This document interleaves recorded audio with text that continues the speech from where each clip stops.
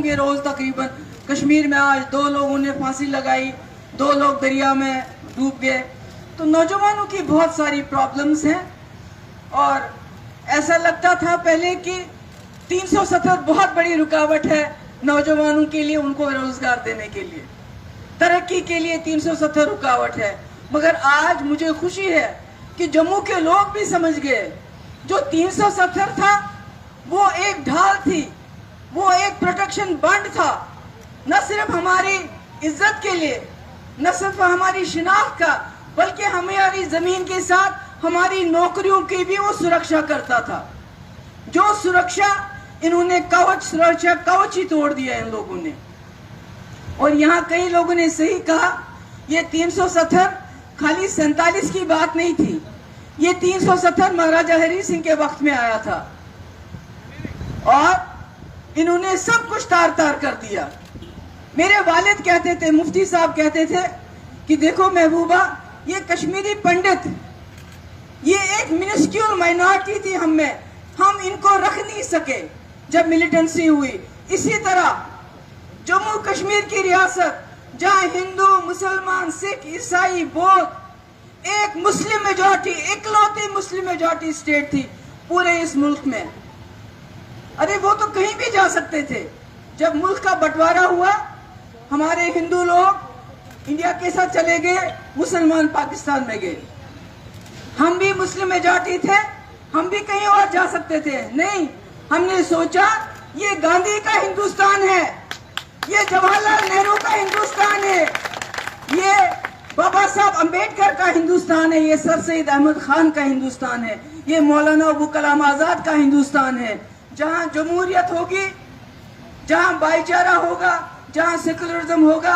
हम यहाँ रहेंगे तो लाडले बन के रहेंगे, वहां जाएंगे तो हम भी मुसलमान स्टेटों में एक मुसलमान स्टेट बन जाएंगे।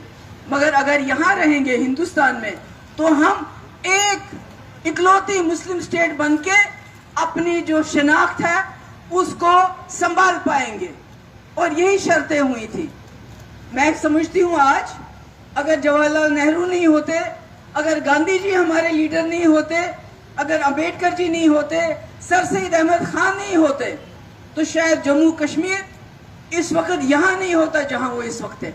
अगर आज की बीजेपी 1947 में होती तो जम्मू कश्मीर कतई नहीं यहाँ होता। क्योंकि ये लोगों को तोड़ना जानते हैं, जोड़ना नहीं जानते हैं।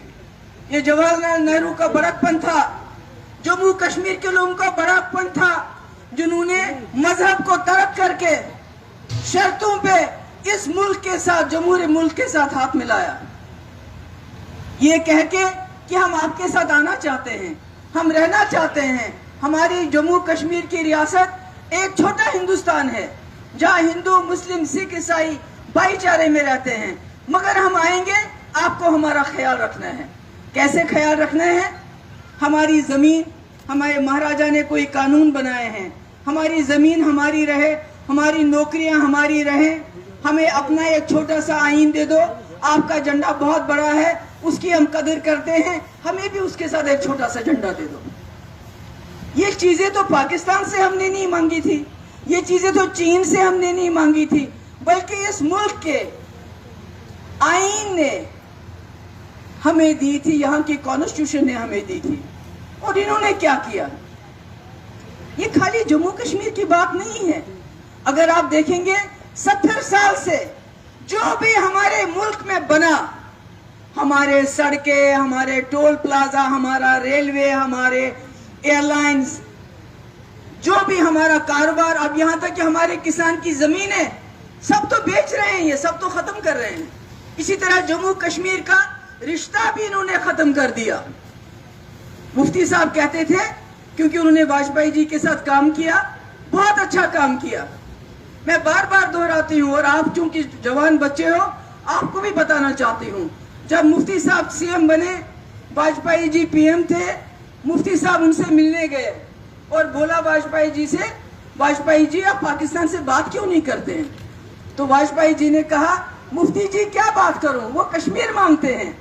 तो मुफ्ती साहब ने कहा, ये तो हम जानते हैं, कश्मीर तो कोई नहीं दे सकता, मगर हम ऐसा करें, आप रास्ते खोल दे, आर पार नौशेरा, जंगा, जम्मू, सियालकोट, रावलाकोट, पुंछ, जो बाकी रास्ते हमारा मुजफ्फराबाद, उड़ी, ताकि हमारे लोग वहां जाएं, वहां के लोग यहाँ आए।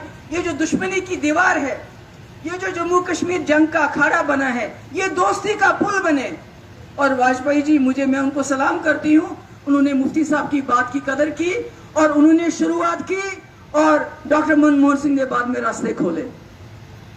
तो ये वाजपेयी जी की बीजेपी थी। मुफ्ती साहब को ख्याल था ये वही बीजेपी है। जब मैं प्राइम मिनिस्टर की मीटिंग में गई, मैंने उनको बताया, वहां पर मैंने कहा आपने जम्मू कश्मीर का क्या हाल कर दिया, बर्बादी कर दी, बात नहीं कर सकता कोई ऊंची आवाज में।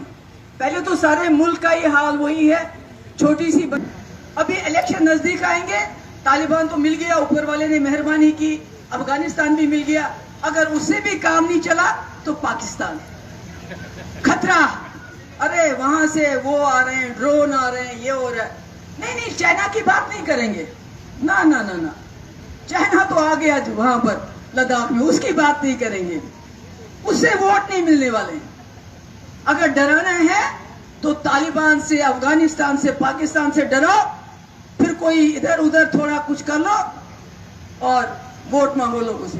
भूल जाते हैं ये लोग गंगा, जिसको इतना पवित्र समझते हैं हमारे मुल्क के लोग, उसमें लाशें फेंकी गई क्योंकि गरीबों के पास उनका अंतिम संस्कार करने के लिए कोई पैसा नहीं था।